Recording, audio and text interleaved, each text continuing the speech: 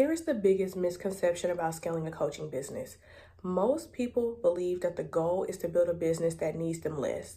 I believe that the goal is to build a business that is designed to operate without depending on you solely. And those are two very different things. Because if every decision and every client question and every problem is still finding its way back to you, you've not built a scalable business. What you've actually built is you've built your business around yourself. So today I'm actually going to be showing you how to structure your coaching business so that it can grow without depending on you. Most coaches obviously don't start their business out with the intentions of, hey, I want to be the bottleneck in my business, right?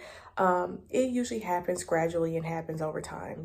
First you're starting out as the coach, and then now you're the salesperson, and then you're onboarding those clients that you closed during the sales call, and then you're answering the emails from those clients, and now you're creating content, you're managing the projects, you're supporting your team, you're making all of the decisions, and you're keeping up with the deliverables and approving the deliverables. And eventually your business really isn't running, right? It's running through you. You're the engine, you're the motor, you're what's keeping it going and operating and flowing. And you guys, when everything is depending on one person, that is when the growth is going to slow down.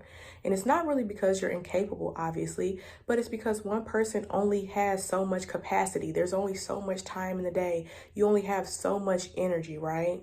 One of the biggest mistakes that you can make as a business owner is trying to actually scale your business before you've actually built the structure that can support that growth. Please do not go hiring people all willy-nilly, because that is just going to cause more chaos, and the chaos that was already existing is going to get delegated within that chaos, within those new team members. And you guys, if the business isn't structured well, hiring simply is really just going to create more communication, more questions, more meetings. I just really want to just highlight the fact that structure is going to come before growth. So there are 4 layers that every scalable coaching business actually needs, right? Layer number 1, you guys, is documentation. I talk about, I can't write. Documentation.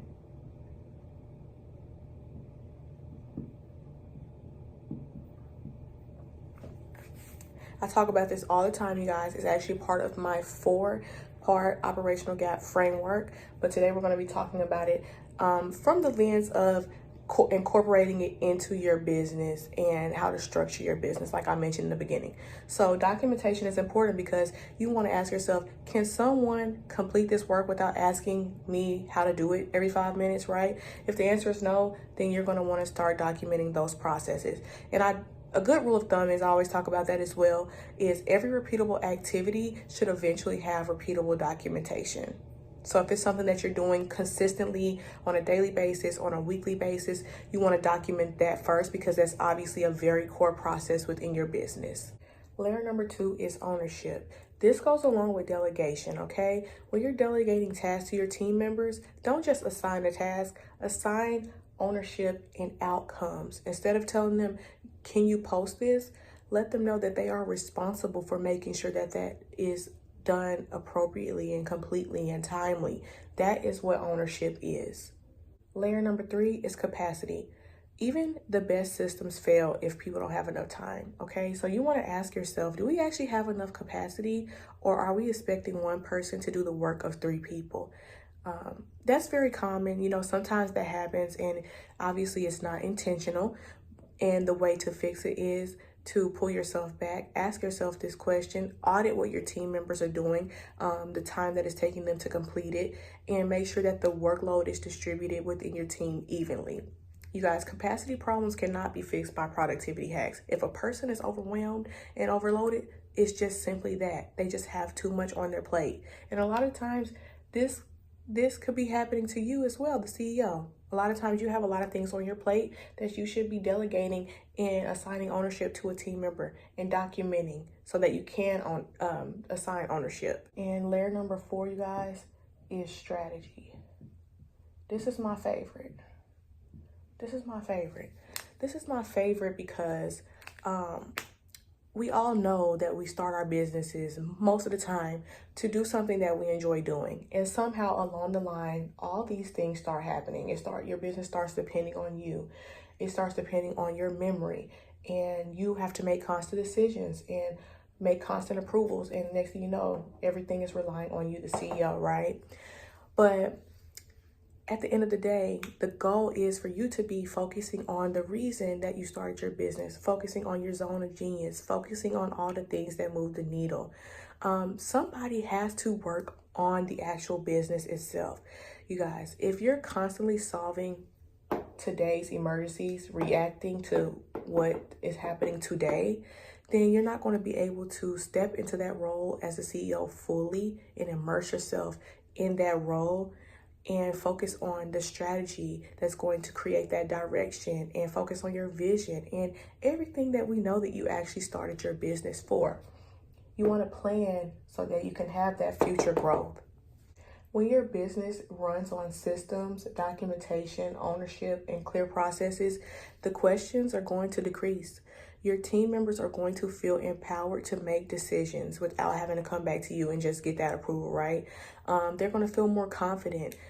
Your clients are actually really going to receive some really great experiences and customer care, and it's going to be consistent for them. So you're not going to be the middle of everything. You're not going to be the bottleneck in your business when you have all these things in place. At the end of the day, the goal isn't really to build a business that ignores you or you ignore your business.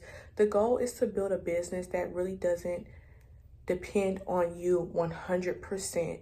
You're able to focus on planning and future growth and strategy and the vision of the business and doing the things that you actually enjoy within your business instead of reacting. Okay, you're actually able to sit in that CEO seat and make decisions from a clear head versus running around putting out fires every day like a chicken with your head cut off, okay? You finally will have the freedom to lead your business instead of keeping everything running. You're not going to be the engine any longer when you have the systems in place, because the system itself is going to be the engine and the motor that's running the business.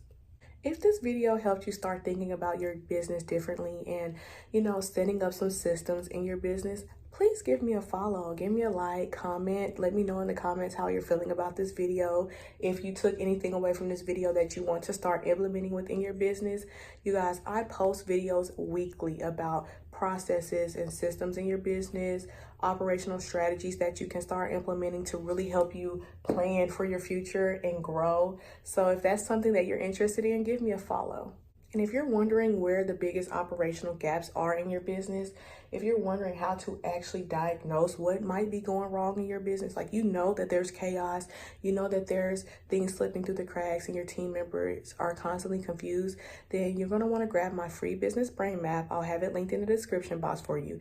It's going to help you identify where the operational gaps are in your business so that you can focus on actually solving those and plugging them and fixing them once and for all.